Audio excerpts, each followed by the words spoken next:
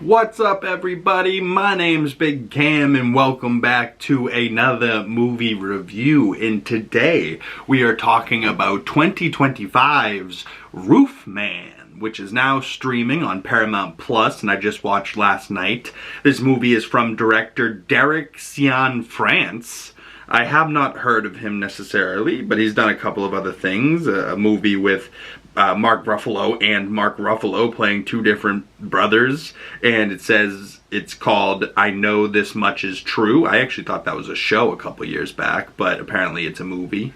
A movie called The Place Beyond the Pines in 2012. I actually heard good things about that as well. Blue Valentine 2010, also with Ryan Gosling. The Light Between Oceans in 2016, Michael Fassbender. So it seems like this guy is a pretty good, filmmaker, and his casts have been pretty damn good. But he only makes stuff that, like, seems to resonate with him. You know, it's not like he's just making movies to make movies. He's making movies that, like, seem to have some type of true story behind them. In this Roofman, there is a real guy, Jeffrey, whatever, Manchester, I think was his last name, that Channing Tatum's playing in this film. And he was a real guy that really robbed 45 McDonald's and didn't get, caught for robbing all of them, but got charged for, caught for robbing one of them and then charged for all 45 of them. So they threw the book at him, and this guy's been in prison for so many years for, relatively unaggressive crimes. And, he seems like a pretty good guy, just, smart, but also an idiot, and it's a pretty damn good story, and it's crazy because it's a true story. It's absolutely nuts, the things that are going on. It's not just dramatized for the movie. But I did think there's a point for movies like this for me when they're true stories, but they're highly entertaining,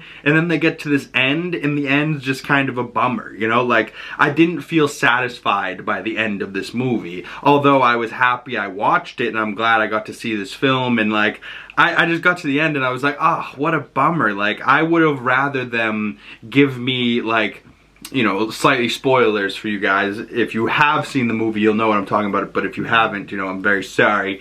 But at the end of the movie, he goes to put the key in her door to walk in on Christmas morning. Like, what if he paused for a second at that door right before he put the key in, and he, like, looked at the door and took, like, a deep breath, and we got, like, him going in and being like, hey guys, Merry Christmas. He gives balloons, gives presents, everybody's happy to see him, and we get, like, a happy ending. And then we flash back out of that, fake memory, and then as soon as he goes to put the key in, what actually happens goes down, and he gets arrested and whatnot, and, he doesn't necessarily get to live happily ever after, and unfortunately, that's what life is, and life isn't like that. Life isn't happily ever after, for the most part.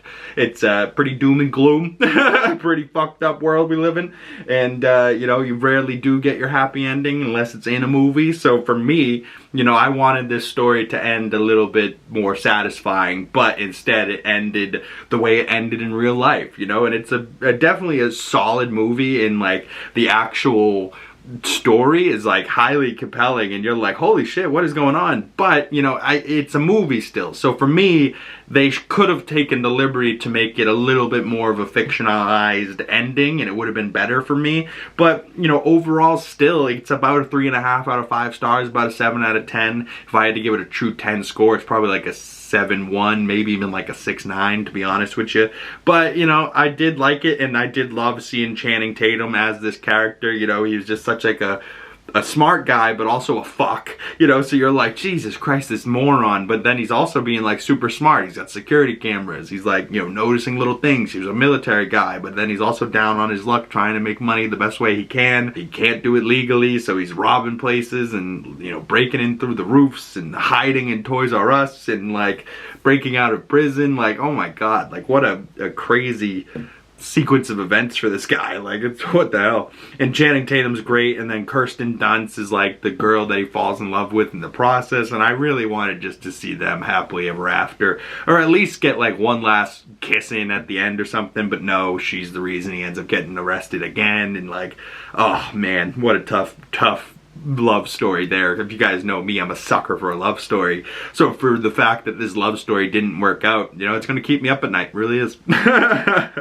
But Kirsten Dunst in this, she's amazing, so beautiful, and, you know, of course married to Jesse Plemons now, but she was my original MJ in the Tobey Maguire Spider-Man movies. Ben Mendelsohn is in here singing as like a church, you know, choir leader, and he's hilarious, but he's also like Talos from the MCU, and Ben Mendelsohn has done many of other things, many other roles, but I love him as an actor. He's friggin' just got such a voice, but he was like singing in this movie. LaKEITH Stanfield's in here. He was like with Juno Temple at one point. Juno Temple I know from Ted Lasso. I absolutely love Juno Temple, and LaKEITH Stanfield's one of those actors that every time I see him, he's an absolute stud. I want to see him in more things coming up.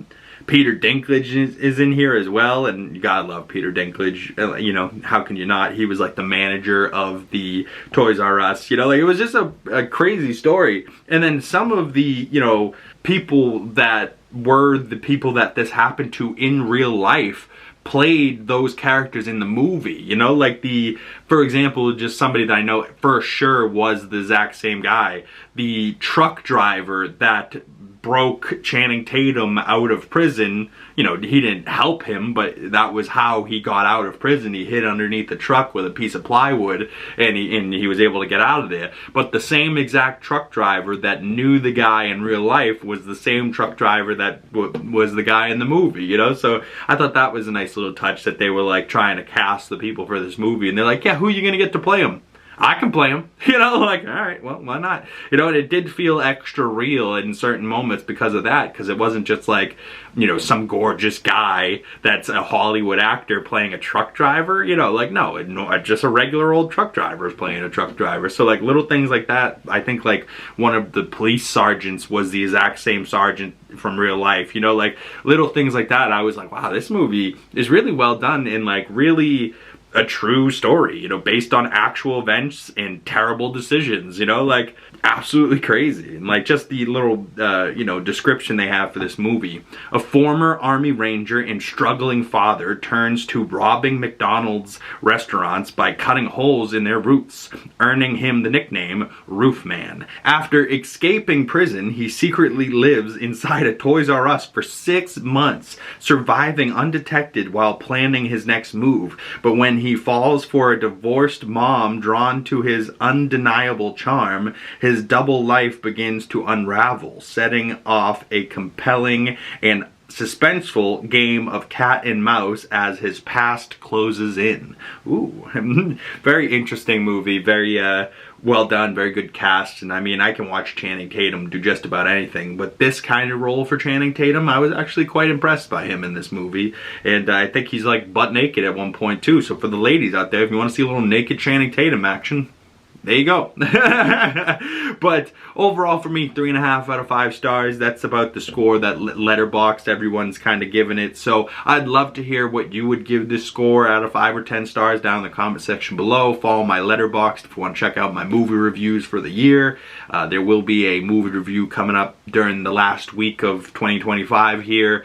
And, you know, talking my favorite movie of 2025, the best 2025 movie, you know, stuff like that, and how many movies I watched this year, you know, we'll go through the stats of my movie watching in 2025 in a video coming up pretty soon, so stay tuned for that. Thank you guys so much. If you want to talk more Roofman or more movies, you can send your messages to me on my other social medias, links for those down in the description below, or you can comment down in the comment section below. I answer all my comments, so I'll get back to you and we can chat more movies and talk more about Roofman or Channing Tatum's dong. But thank you guys so much. If you've made it this far into the video, I highly appreciate you, and it means the world to me that you guys clicked on this video and stuck around this far. Hopefully that means you like me and you like to hear and talk about movies and hear what other people have to say about movies, and definitely more movie reviews coming up in the future. We got Hot Toys figure unboxings coming out over the weekend. We have a 75 figure collection tour video coming out, so stay tuned for that, y'all. Once again, my name is Big Cam. Thank you guys so much for sticking around this far into the video. If you would like to support the channel, the best way of doing that is liking this video, commenting down below, subscribing if you haven't already, and hitting that bell so you don't miss future movie reviews and you get the notifications when those come out. Once again, my name is Big Cam, and I'll see you beautiful people in the next one. Peace!